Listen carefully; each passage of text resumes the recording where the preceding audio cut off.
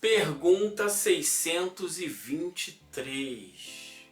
Os que têm pretendido instruir os homens na lei de Deus, não se enganaram algumas vezes, fazendo frequentemente transviar-se por meio de falsos princípios?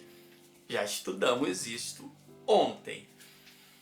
Ora, claro, se são espíritos superiores, existem quantas classes você quiser, até chegar na primeira classe única, destino final, perfeição absoluta no relação aos seres criados.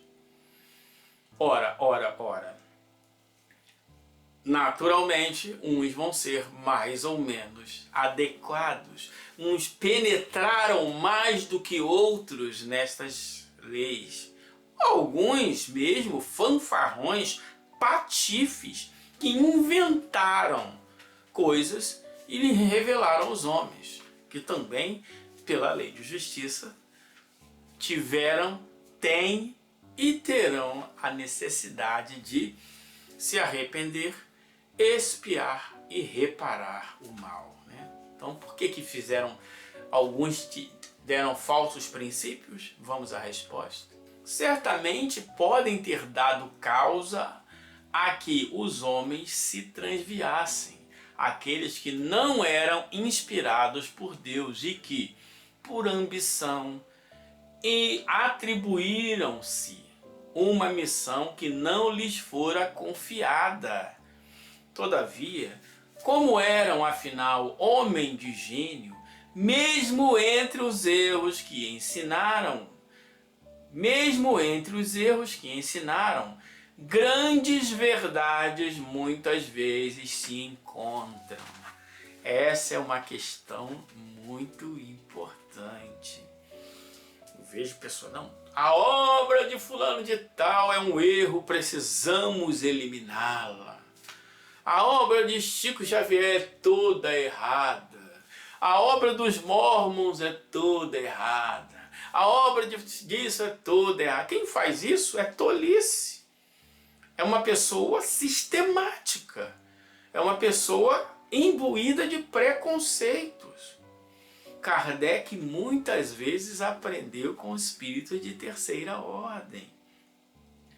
Kardec muitas vezes entrevistou espíritos de terceira ordem, sabendo que deveria separar certas coisas. Quando Kardec estuda o batedor do fenômeno de transporte, quando estuda o espírito lá do castelo, né, Castanhari, quando estuda o Baltazar, quando estuda tantos outros, eles falam. Kardec pergunta ao Baltazar, você tem estômago? Ele, tenho! E uma pessoa superficial, tá vendo?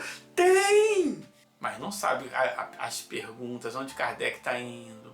Então, quando o espírito fala lá, né, o espírito do Castanhari, quando ficar tudo escuro na minha frente, tá vendo? Existe treva, tá escrito. Aí o espírito, né, lá do fenômeno de transporte, não, como é que você faz? Não, eu pego aqui, boto ali e tal. O espírito de terceira ordem, ele tem essa tendência. Ele fala, ele tenta explicar, ele dá o jeito de explicar. Outra coisa é você saber exatamente o que está acontecendo no fenômeno. Então, naturalmente, esses reveladores estão por aí. Então, essa é uma grande questão que nós iremos abordar no futuro, se não desencarnarmos. Quem sabe, Deus permita que eu termine o Livro dos Espíritos, já estamos na 620, e depois a gente adentre no estudo da Bíblia. E aí nós chegaremos à conclusão que 90% da Bíblia é invenção. Mas isso não significa que, olha, vamos aqui ao Kardec, todavia, como eram afinal homens de gênio, mesmo entre os erros que ensinaram, grandes verdades muitas vezes se encontram. Grandes verdades se encontram. Então podemos encontrar grandes verdades na Bíblia, mesmo que 90% é invenção. Podemos encontrar grandes verdades na Umbanda. Podemos encontrar grandes verdades no Candomblé. Poderemos encontrar grandes verdades no budismo. Poderemos encontrar grandes verdades no taoísmo, no messianismo e todas as tradições religiosas e filosóficas. Todas elas, materiais ou não, espirituais ou não, espiritualistas ou não. Então essa é uma outra questão. Claro que alguns que querem se aprofundar mais numa coisa, ele vai deixar outras de mão. Por exemplo, nós nos aprofundamos na doutrina espírita, então a gente abre um pouco mão. Isso não significa que a gente não tenha lido, que a gente não tenha estudado essas obras que citamos, enfim, mas não com tanta profundidade. Então essa é uma questão também muito importante. Quando alguém abre a boca, né? Não leia isso. É um sistemático. Cuidado, temos cuidado.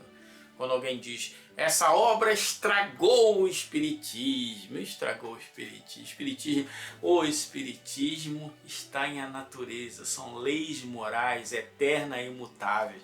Como é possível alguém estragar essas leis?